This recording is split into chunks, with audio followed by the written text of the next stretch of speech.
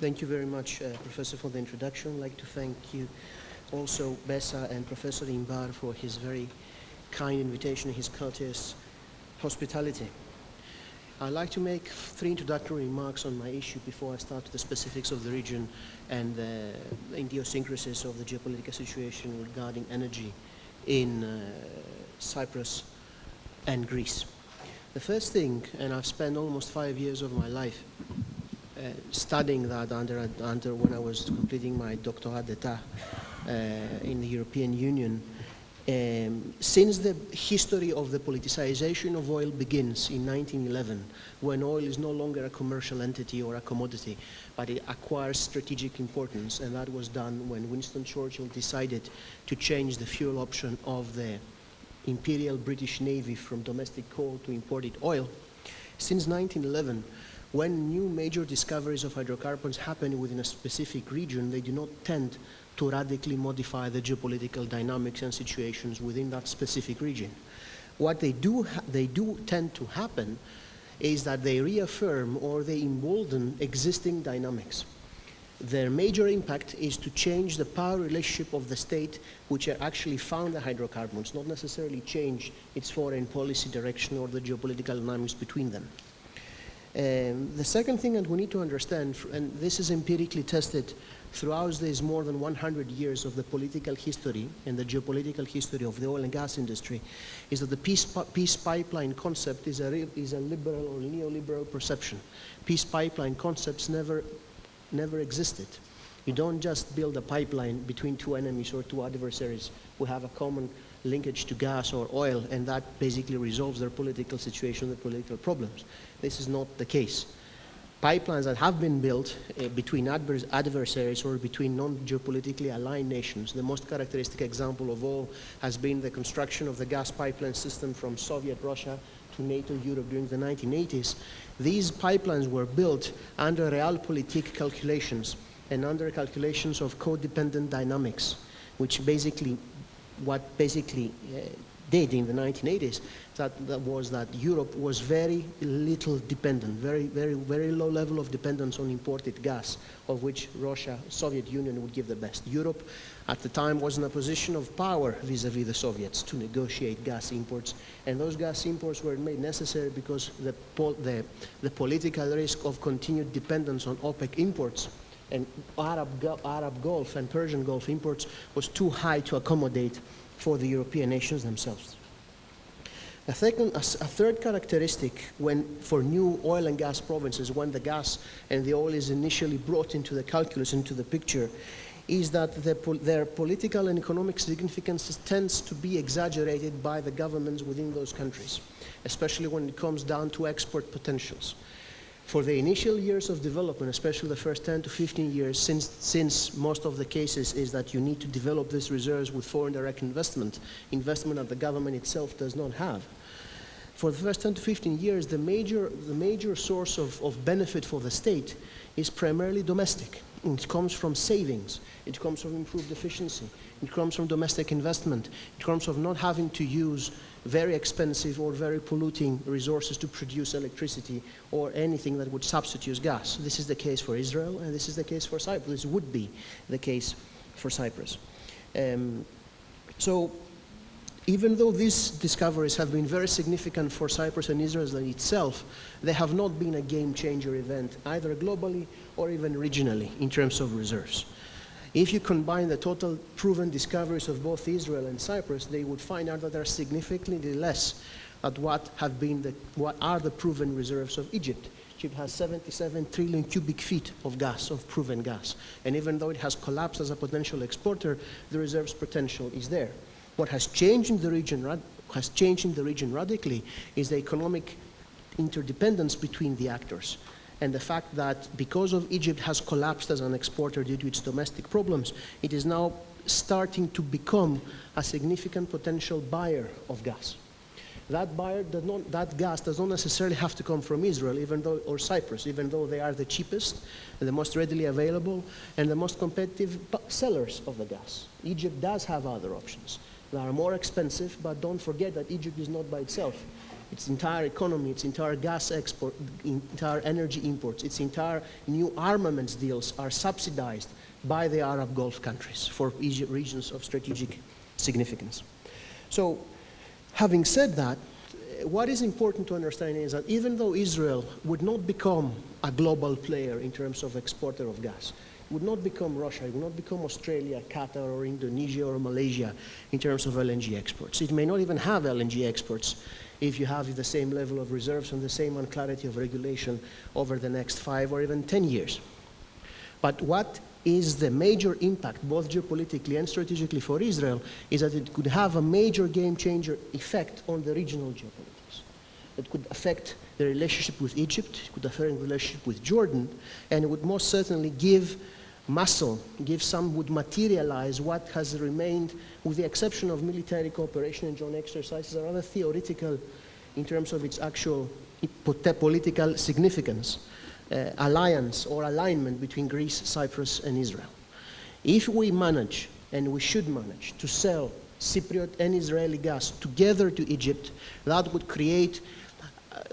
turn the relationship from something which is primarily driven only by geopolitical alignments to something which would give it significant dynamics. It would make it much more stable, it would make it much more significant, and it would also help to stabilize the region because of the reasons that have been very well explained by Professor Inbar. What is the situation in Cyprus? In Cyprus, there was a very high expectation that we were going to find significant volumes of gas, and that would allow a great debate was for years completely misplaced. We were discussing several options of LNG, even though we didn't have the reserve basis for an LNG. What is currently known in Cyprus is not very much. We don't even have a proven reserve estimate for Aphrodite itself. The only information we have about how much gas is actually in Aphrodite, even though the government declared its commerciality without announcing what is the proven reserve, the volume of the reserve, comes from Israeli estimates, which is by itself quite peculiar, to note the least. The second element is that we've had a series of unfortunate results when it comes to drilling. Yes, we did manage to attract more foreign direct investment compared to Israel, but this foreign direct investment has so far not moved more than actually $200 or $300 million spent on drilling. Nothing else other than that. And most importantly, unfortunately, I have to acclaim that there are people, not necessarily government, but there are people who would want to impose a moratorium on the drillings within the Cypriot exclusive economic zone in order to provide the necessary space for negotiations for the resolution of the Cypriot questions as they would perceive it. And this is by itself extremely dangerous and extremely unacceptable for the reasons that the importance of the drillings for Cyprus and to a certain extent for Greece was not only to find gas, but to reaffirm sovereignty over a region which is also very important for Israel. Because if we have a bad solution of the Cypriot question, the effects for Israel are going to be extremely important and extremely negative, as they have been described by Professor Inbar. I like to add to that, to the effect also, that should there be a bad resolution to the Cypriot questions, the effect on the stability of the Eastern Mediterranean would be very negative indeed. So what needs to happen in Cyprus is first to disassociate the issue of gas and future gas revenues and profits, which is a non-issue, because gas profits would arrive for the state of Cyprus, even if it's a federal state or if it's a current condition, by 2022, 2023. The UN and the Americans and the English are pushing for a resolution, as they would perceive it, within a matter of months. So it's a non-issue to discuss the division of profits for something which would start to generate profit about 8 years at the best from now. The second thing is that it needs to be made absolutely clear that the important link to Egypt, for Israel, excuse me, is this forward?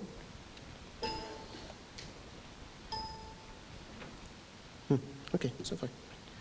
The important link is that Israel, within this territory and within the geopolitical uncertainties that surrounds it, only has one internationally recognized maritime boundary.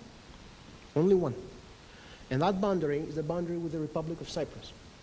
There is no other agreement in sight, no other possibility of another agreement in sight, given the relationship with Lebanon or with Egypt and the difficulties with Gaza in the situation. So this is something that Israel would need to protect for Israel itself. If Erdogan is allowed to decide where the Cypriot-Israeli EEZ would end, he would also have the possibility to decide where the Israeli Cypriot EEZ would end. And if Mr. Erdogan refuses the right of Cyprus to exist, as the same way that Hamas refuses the right of Israel to exist, you need also to remind yourselves of the support that Mr. Erdogan has offered Hezbollah claims in its options for questioning what would be the final settlement of an Israeli-Lebanese exclusive economic zone agreement. So despite the fact, despite the atmospherics, despite the perception that something has really changed in the Cypriot question dynamics, the resolution of the dynamics, and even though the new leader of the Turkish Cypriot community, I would personally give him the benefit of the doubt that he would actually carry on with what he perceives as a resolution of the Cypriot question. What we need to understand is that Greek Cypriots are not negotiating with Turkish Cypriots. There's a third element in the room. The 500-pound gorilla is not a Turkish Cypriot, it's a Turkish government. And the Turkish government has a very different perception of what would be Cyprus and what would be the situation. In order just to help me give you a visual representation of what is Turkey's perception of the situation, I'm going to leave this representation. This is what Turkey is claiming. This is the Cypriot EEZ.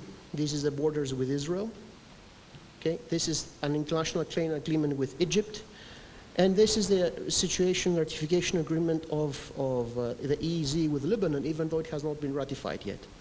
All this is claimed on the part of the Turkish Cypriots, with the exception of Aphrodite. Aphrodite is down here, which could very well proven to be a common field between Israel and and Cyprus.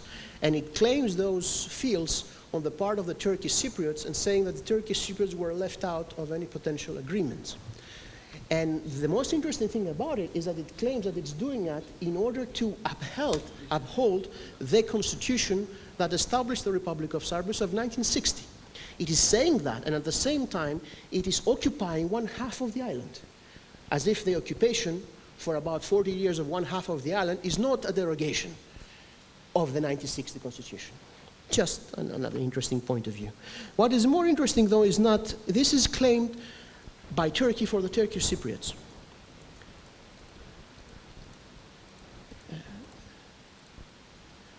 How do you go back?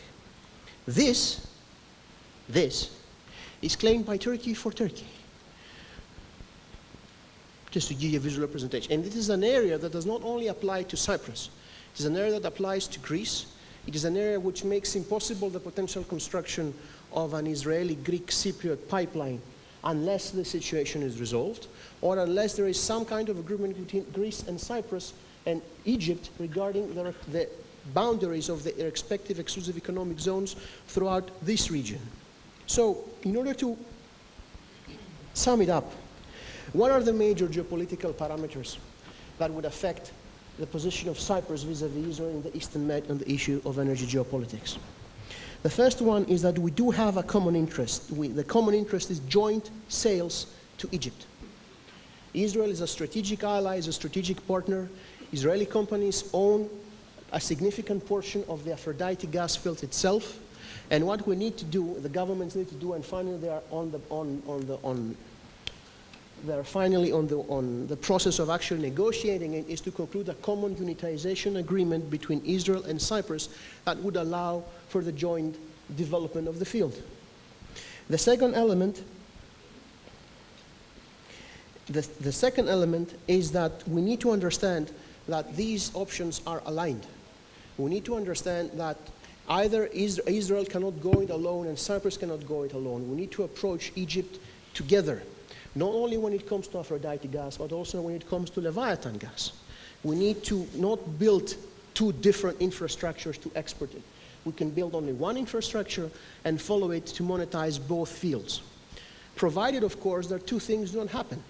That we could proceed with which field is actually ready, regulatorily ready, economically ready, financially ready to be monetized, and this is clearly because of the regulatory situation and impasse within Israel, the case with Aphrodite. So we can start with monetizing Aphrodite. and then follow up with Leviathan once the situation becomes regulatorily clear and financially attainable. And the second thing that we need to understand is that as long as the Cypriot situation, the Cypriot problem is not resolved, and we are not close to a resolution because we have not even started discussing the core of the Cypriot question yet, which is the core of occupation, the core of troops, the core of intervention rights, which the Turkish Cypriots want to remain for Turkey, of military intervention, I mean, in the new Cypriot state. And of course, the issue of the security dilemma, which is very significant for both communities. Not only the Greek Cypriots, but also the Turkish Cypriots.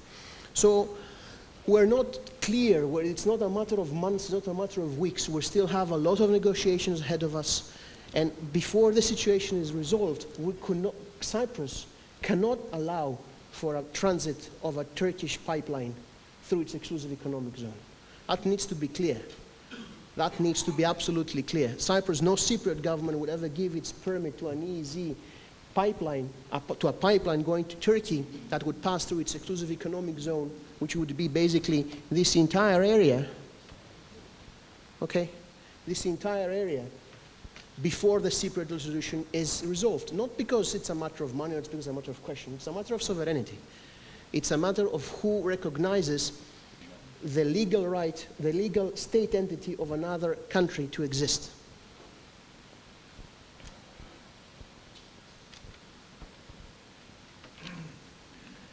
When it comes to Greece, as you very well know, Greece has just managed to escape from a very difficult position that would be, if a Grexit would actually occur, the economic equivalent of a catastrophe. The geopolitical ramification of a country such as Greece to be left out of the European Monetary Union are too disastrous to contemplate, especially when we're talking about a country which has already lost 25% of its GDP over 5 years of austerity. And the major reason why this has happened is not only because the program by itself was wrong. Greece went through a period of unprecedented economic and economic readjustment of its policies. We went from a minus 12% GDP of deficit to a surplus within 2 years. People paid for that dearly, and not only with money. So the situation ahead of us and ahead of the government, because Greece is referred to as a potential player in the Eastern Med, Greece will remain a potential player in the Eastern Med once it makes sure that the Grexit danger is done and buried for. We're not there yet. And we're not there yet even if we have a ratification of the agreement, and if we have the so-called bridge loan. We're not there yet because we need also not only to sign it, we need to implement it. There won't be a fourth bailout. This is the last chance. It's the third and final bailout program that needs to be implemented, and it should be implemented through something that is more precious than all the money in the world, and it's also more precious for Greek politics themselves, which is basically to have a concept of a national unity where the government would be bold enough to implement the reforms that at the same time the opposition would not use to overthrow the government. This is what we're trying to create now within our political system. And this is the first time, unfortunately, this attempt is happening. Just to give you an example, Greek political leaders did not meet after they had to have a referendum and then meet. On the 26th of June, the Monday after the referendum was announced, the German political leaders met on Greece. The Greek political leaders did not meet until a week after that. Now, this has to stop. Political bickering is suicidal for Greece in this current situation. But if we manage to stabilize the situation over the next months, because it's a matter of months, Greece should return to play a significant and constructive role throughout this region. When it comes down to energy cooperation, the Greek government has understood that the pipeline to Greece is a travesty. Not only for the reasons explained by Gina, but because the pipeline will not even go to Greece to serve Greek needs. It would be the pipeline would go to Greece just to use Greece to go to Europe. So, okay. If you have the perception that but Greece is going to buy Israeli gas for Greece, you are wrong. No, this would be a transit state only. And it's too much money to spend on a transit state that you could actually serve through an LNG.